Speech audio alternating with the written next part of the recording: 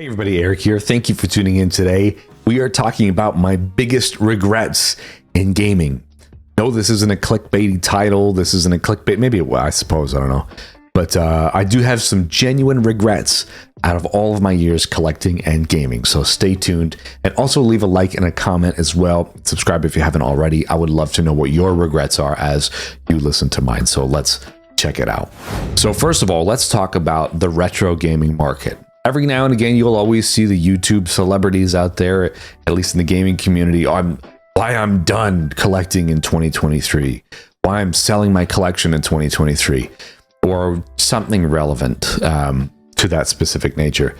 The thing is like when YouTube got really popular, content creators started to make things centered around video games, and it all really started with the Angry Video Game Nerd. At that point in time, he started to make old games more mainstream, and then everybody piled on and started to make retro video game YouTube channels and videos and stuff like that. And the more people got interested in it, the more people started to buy these things, supply and demand, inflation, etc., etc. That's why now, if you want to go buy like an N64 game or something like that, I remember going to see like Banjo-Kazooie for like $5 at a flea market. Now, I mean, that's, you know, upwards of close to 100 or something, depending on condition or if it's complete in box. It's definitely a thing. While the YouTube scene has changed, like the video gaming scene especially, because I started in 2012, it was a way different scene back then. The collection mindset has still, you know, stayed true. People are still very interested in games, and the amount of people consuming social media has made it so that everybody and their brother can have a video game themed Instagram page. So people are way more interested in these things now. So what does that mean? What kind of point am I getting to? All of these things that we liked growing up are worth a lot of money, meaning it's really painful for me to go back into my memories and think, oh boy, maybe I should have taken better care of that. Case in point is I grew up in the N64 era. All those games back then came in cardboard boxes. I remember ripping up boxes when I was a kid. I feel like it was Pokemon Snap. I remember getting the box and just to rip into it. Nobody knew any better. You know, that's the thing. And that's why complete in box games are worth so much more, is because there's only so many of them left in circulation. So it's a hard pill to swallow, knowing that I used to treat games kind of poorly. And this is just something that, you know, you do as a kid, I suppose, or somebody growing up. You don't really realize the worth of what you have until you're the one that has to pay for it, which I definitely am now that I'm collecting games a little bit more regularly, at least stuff that I'm interested in. Aside from ripping and tearing, let's talk about trading in. So, of course, as a kid, what are you going to do when you have no job perspectives? What are you doing on a school vacation? You're bored. You're tired of looking at your 9 copies of Sonic Adventure DX on the GameCube. You're going to get your mom or your grandma or your dad or whoever to take you to the mall, the old EB Games, GameStop, Electronics Boutique, Funko Land, whatever it was, whenever it was. You're going to trade that stuff in, and you're going to try and get new games, and that was a really good incentive, playing and trading. And that's something that a lot of people still do. I still do that now. But I tell you what, it really hurts knowing some of the stuff that I traded in back in the day. Oh boy. But that's what I used to do. I mean, for example, when I was in my teens and I started to hang out with guys and friends that I was in a band with growing up as a young musician, I always wanted to have pocket money. And I remember selling a Wii for $20 to get Chinese food, to have Chinese food with my friends. You know, it's just stuff like that you look back on. It's like, what the heck was I thinking, man? Of course, it's not only limited to trading in like a Wii or whatever. Like Wii's are cool. But let's talk about the retro game stuff.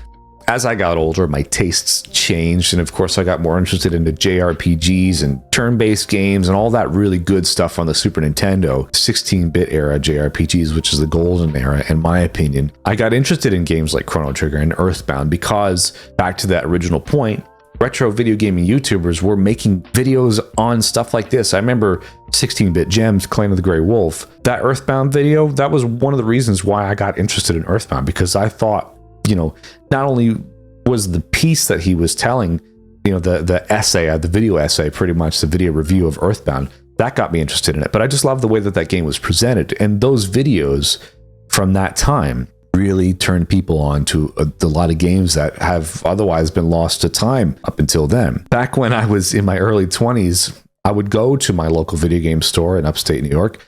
Micro Game Play and Trade in Clay, New York. I love that store. I recently had the owner Chris on my podcast talking about the video game market and what it's like to own a mom and pop store, all that good stuff. I used to have a YouTube show on this YouTube channel. All the videos are now delisted, but it was a little video series called Game Quest. And essentially I would take my phone in selfie mode, sit there while I was driving, which is not a good idea. Having the selfie cam on, flipping the camera, showing the road, today I'm hoping to, pick up a Sega Master System or whatever, and showing pickups. Pickups videos were huge back then. And that was a really good fuel or drive for collecting. It's like, I can buy some cool games and get some online street cred. You know what I mean? That's what people did, or like dumpster diving, all that stuff. That was very much a thing. Anyway, I used to go to the old retro store, and aside from looking at things that were out on display, I would always beeline straight to the stuff underneath the glass. And of course, I remember one fateful day, not seeing this exact cartridge, but the same game, Chrono Trigger. Of course, when you see a copy of Chrono Trigger or a copy of Earthbound, which I have just on the shelf behind me here, you're gonna buy that, or you're gonna try and make everything work for you in order to buy that. Yes, I've bought those games, I've sold them, I traded them in. It's now really just cringy to me to know the trade-in credit that I got for those as well, because of course the store's got to make money. They want to provide you with a decent cut, I suppose. Maybe you get 40% of what they're trying to sell it for, and sometimes that can be pennies to the dollar depending on the game. So I suppose the long and short of it is now that I've gotten older, and now that I am directionally collecting, more so collecting with a goal in mind. For example, that N64 I grabbed, or at least I had posted to me by my parents, and I did the unboxing my childhood video. Now I'm really interested in collecting for N64 games, because that console has a really specific and special place in my heart, and I want to chase that nostalgic point from my life, which was, the mid to late 90s. As I've gotten older, I really appreciate the things that I do have. And yeah, even still now, I flip games and sell games that I don't care about. Like when I did have the opportunity to buy Earthbound and Chrono Trigger and Super Mario RPG, because I have that right here in front of me, I traded in almost my entire library of Switch games, Xbox One controller, PS4, Amiibos, you name it. I really just cleared house on a ton of stuff.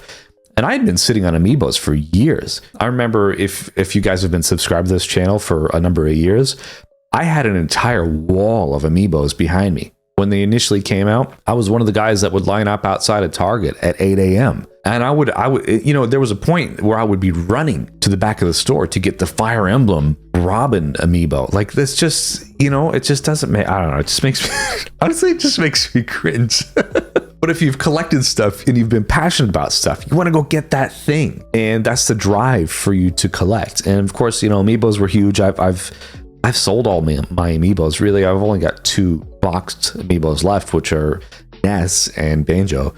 And I kind of sold all my Amiibos off at a really good point as well, before reprints started happening here in Australia anyways, therefore devaluing them. Zelda ones actually fetched quite a pretty penny as well. But those, I don't care about selling off, man. It doesn't matter to me. Now, give me all that boxed N64 stuff that, yes, I did sell off back at one point. And I'll leave you with one more big regret, and tell me if anything that you've sold or traded in can top this.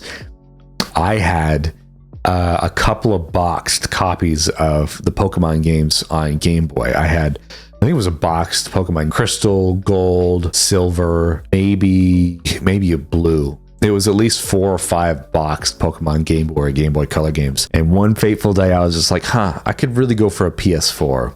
So I took those box games down to Micro Game, and I said, here, boom, put the games on the oh my God, on the counter.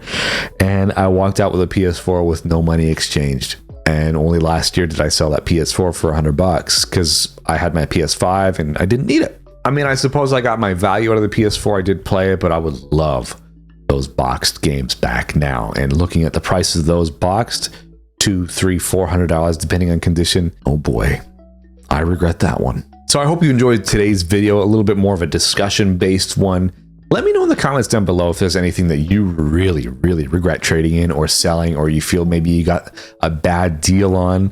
I'm sure that you guys as collectors and gamers have some sort of stories or similar things that happen to you that you can relate to. And I would actually genuinely love to hear what everybody else regrets. Let's just have this as a giant confession session, and let's just spill it all. I'm here. I'll be your therapist. Anyway, I hope you guys enjoyed this video. Thank you so much again for watching. Make sure you like and subscribe if you haven't done so already. And yeah, again, leave a comment down below. I do read and reply to pretty much everything, and we'll see you again on the next video. Thanks for watching.